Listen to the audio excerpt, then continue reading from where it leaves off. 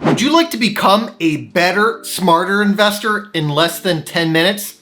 Want to learn some lessons from the greatest investor of all time?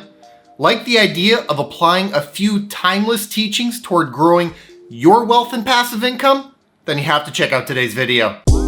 He is a best-selling author. 30-year-old Jason Fieber has a plan. This guy retired at only 33 years old. I don't know if I know too many people that have accomplished something like that. He's really kind of a guru when it comes to passive income. Before I get into today's content, please give us a big thumbs up if you find value in our videos.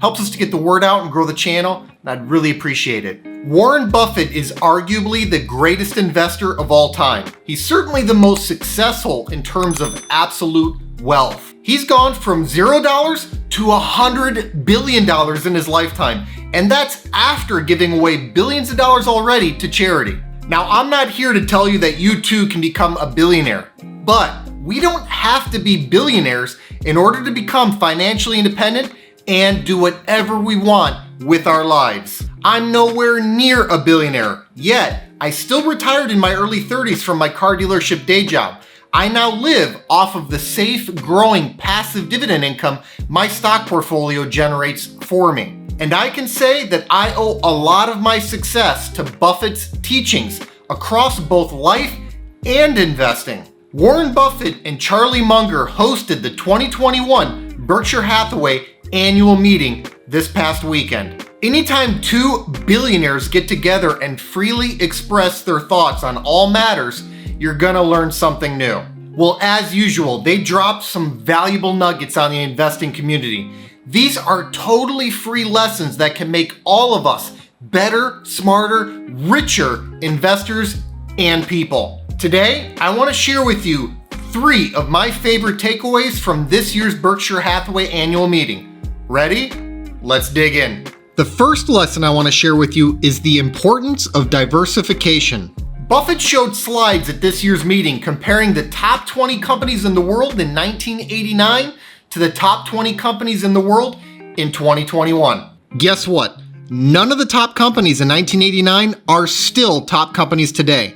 Buffett used this exercise as an important reminder that because we can't predict the future, the best thing to do is to diversify our portfolios. That can be done by owning a lot of stocks yourself or going out and paying a fund company to do it for you. Buffett noted that while the boats in general are moving along at a nice pace, it's very difficult to pick exactly the right boat at the right time. Indeed, I just put out a video only days ago highlighting how important diversification is. I have over 100 stocks in my own portfolio because, well, I don't possess a crystal ball. Do I have confidence in all of these businesses? Absolutely. But it also wouldn't completely shock me if a few of them don't do well or even fail over time. Anything can happen at any time. There's no need to overly concentrate yourself these days. Trades and information are cheaper and more accessible than ever before. I look at each stock in my portfolio as a golden goose laying ever more golden eggs. I live only off of those golden eggs, and then I let the golden geese get bigger and fatter over time. This is a huge happy gaggle. Voluntarily riding it out with a smaller gaggle of golden geese for no good reason strikes me as silly. The second lesson, even the greatest make mistakes. Warren Buffett had to defend and explain numerous questionable investment choices over the last year. Choices like selling airlines at the bottom, lightening up on the bank investments, and trimming the large position in Apple. Oh, and how about not being more greedy when everyone else was fearful in the spring of 2020? Could Buffett have done a lot of things way better with the gift of hindsight? Absolutely. What does this tell you? Everyone makes mistakes. It's okay. We're all human. Warren Buffett is 90 years old. He's been investing since he was 11. If Buffett can and does make mistakes with almost 80 years of experience under his belt, where does that leave the rest of us? You can imagine that we're gonna make some big mistakes over time. Nobody's perfect. Buffett isn't. I'm certainly not. The great thing about mistakes, though, is that they're an opportunity to learn and grow. Investing is so interesting partially because every day is a new day. I've been investing for more than 10 years now, yet I'm still learning new things constantly.